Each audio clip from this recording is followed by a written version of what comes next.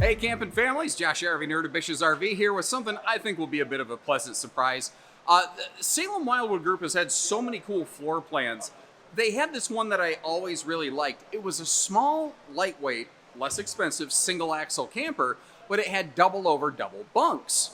But the thing was, to get it, you had to spend a little extra. Well, this is their FSX LE series. This is the smaller, simpler, basic, less expensive variety.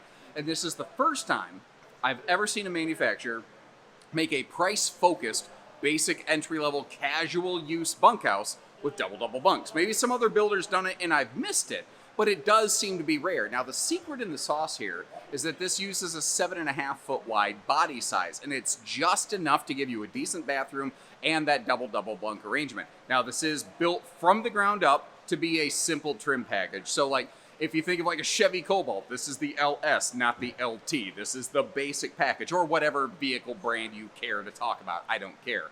So you could look at this in 100 different ways and go, why didn't they do more here? Why didn't they do this? Why didn't they do that? Unapologetically, this is made to be more affordable. If you want something like this with more widgets and whiz-bangs, they offer that too, but again, it'll be more money.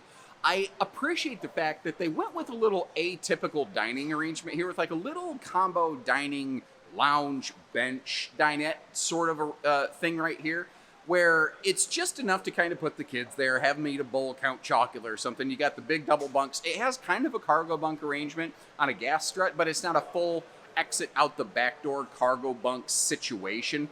It does technically have an awning, but as you can see over my shoulder, it's kind of laughably small. There's a part of me that goes, why did you even bother putting an awning on this? But I get it.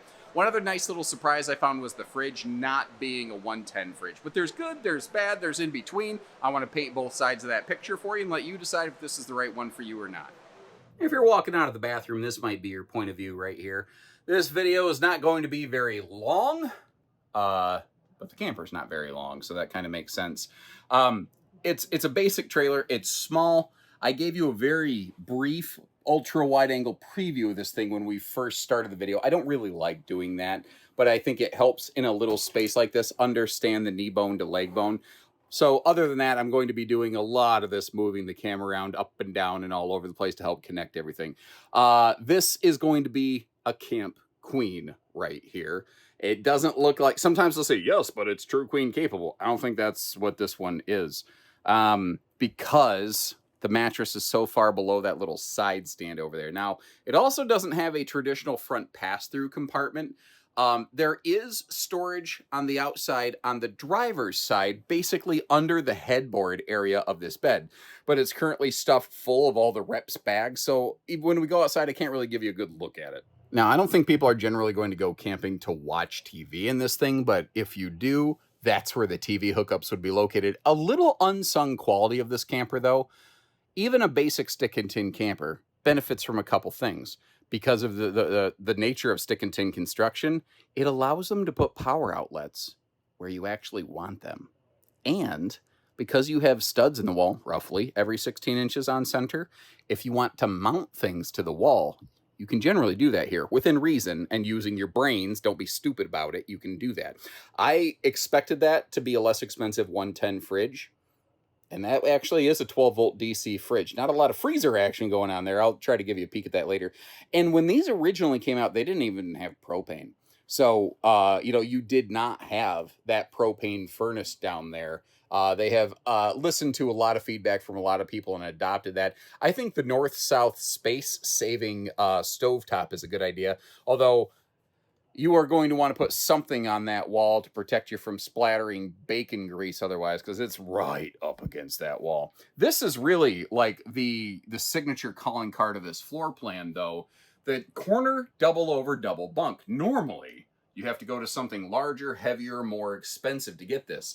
This is the most affordable double over double bunkhouse I've seen. Most of your really price point focused campers are single over single bunks because it actually allows them to build the RV a little smaller, a little less expensive. But single bunks just don't work for some people. So that's not what this is. They also didn't go with a traditional two-bench dinette. Instead, what they did here is they gave you something where if you wanted to, you could remove the table and sort of use it like an open lounge. Now, there is storage below that. You will have to take the top off of everything and the cushions off to get to it, which is inconvenient, but that's what happens with a basic camper here. It doesn't really fold down into a sleeper, so keep that in mind. That's just not what's in the cards for this one. They don't give you a ton of window coverage, but at least you do have that decent sized window there. And if you're like, I really would like a window in the door, that stuff is actually shockingly easy to do. You talk to almost, like I've seen, look up, don't take my word for it, because let's say I'm a biased party. Look up some YouTube videos on, window install in RV door, and there's so many people like, this is way easier than I thought. Like, that just really kind of is a thing.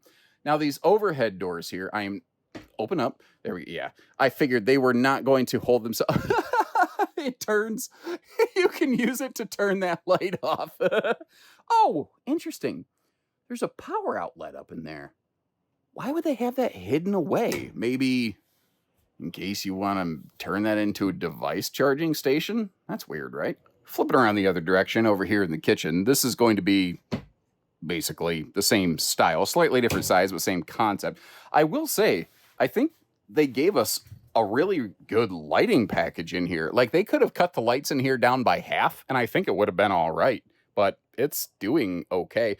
Decent counter space in this, but that's because they do go with the 3.3 cubic foot fridge. But again, it is a 12-volt compressor.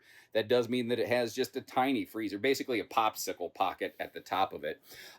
There's big space under the sink. That being said, I really wish who would have put this together would have used half a brain cell and just not run that plumbing off the pump the way that they did. And in case you're curious, yes, I'm not going to conveniently fail to mention that we were just staring at flex lines, crimp to PEX lines.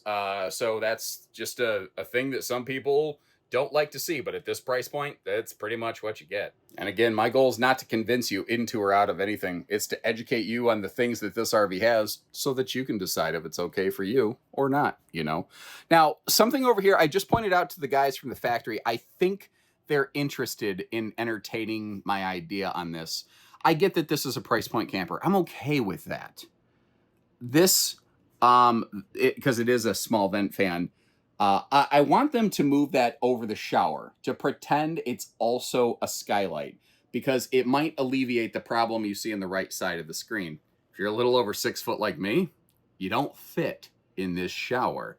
So it's an easy thing to work around. Now, you might notice this also does not have shower surround paneling. That's how RVs were for a very long time. It's okay, again, if you don't like that. I'm not trying to say, oh, it's fine, don't worry about it. But if you have a camper like this, here's what you need to know. You need to know how to use it properly. You need to know that when you are done showering, you need to take your towel and you need to wipe the walls down. Then you need to open that vent, or you have to crank that vent fan on and get that air moving to let everything dry out. Assuming you do that, it'll be just fine. If you don't, yeah, it's going to be a problem. Now, a case of good news, bad news. This thing's only about 21 foot long, couple inches. It's maximum of under 4,000 pounds, totally, fully max GVW loaded. The trick is, it's got a pretty minimalist cargo capacity, only 600-700 pounds of available cargo capacity. Now, the thing is, it's a small camper, doesn't have a lot of storage space, but it's a thing to consider. It's a point of concern and or consideration for some folks. I want to make sure I point that out. I like, the Salem Wildwood group is very, very large, and each division kind of was doing its own thing for a while, and what I like is how they're finding a homogenization and a consistency. Maybe not even homogenization, but they're all getting back to the same game plan. Like the retro metal right here. So this metal is a little thicker, it's a little heavier, it's a little more expensive, it's also more impact resistant because it's thicker, and you might notice that murky coating on it. It's actually an anti-scratch coating called Tough Coat, built on right from the factory. So if you rake a tree branch down the side of this, hopefully it doesn't smoke it. Now, again, I'm not going to try to cover for this awning. The awning basically covers the door and the window, and that's it. So recommendation, you might want to bring one of those little 10 by 10 easy up screen rooms, and maybe when you travel, you store it under that rear cargo bunk. Maybe you put it over here or something, because it is minimal. Now, this is, again, it only has rear stabilizers. It doesn't have front stabilizers. You might want a couple extra bottle jacks to add some stability to the camper. It's their basic import tires. It's a small, lightweight chassis. It's got small holding tanks. It has no factory standard solar package. You might look at all of that and go, why did they go so cheap? Remember, they have other things that are fancier, flashier, more expensive. This is built from the ground up to not be that. So if you're like, I only camp once or twice, or if you're like, listen, we've maybe borrowed or rented a camper, we don't want to go giant, we're not going to camp a lot, or, we just want to try it before we go neck deep in, that's kind of where this one comes into play right here. Some folks needed to go through, like, right there you go. So I wanted to flip the camera around here, give them time. You don't care. Anyway, it does have a walkable roof still. Again, doesn't have a standard solar package on this. I don't think they even offer an optional solar package. I could be wrong about that, but they do that again on their bigger, more expensive stuff. We are roof ladder prepped. We're backup camera prepped. They did at least, like when these first came out, they didn't even have a propane system, nor did they even have a spare tire carrier. So they've added the propane for like the furnace. They've added the spare tire carrier because that was annoying. It's absolutely doing the essentials. It's doing the bare minimum. It's not doing anything more. That means you're not paying for anything more either. So thanks again for tuning in, everybody. Take a look at the links in the video description where you can double check pricing and availability. And remember, when you're ready, we're ready. And if this one's close and no cigar, give our team a call. We've got plenty of other things that might be cigar. Yeah. Just take care. Stay safe. Have fun. And happy camping, everyone.